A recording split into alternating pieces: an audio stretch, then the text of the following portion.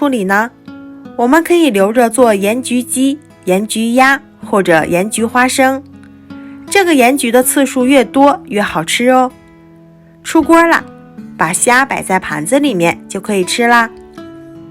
一道非常好吃的盐焗虾就做好啦，全程不加一滴水，出锅虾肉鲜香嫩滑，不腥不柴，美味可口，真的非常好吃，吃一次就让你念念不忘的，特别建议大家试一试哦。今天的视频就分享到这儿啦，别忘了点赞、留言、关注、转发哟。感谢大家的观看，我们下个视频再见。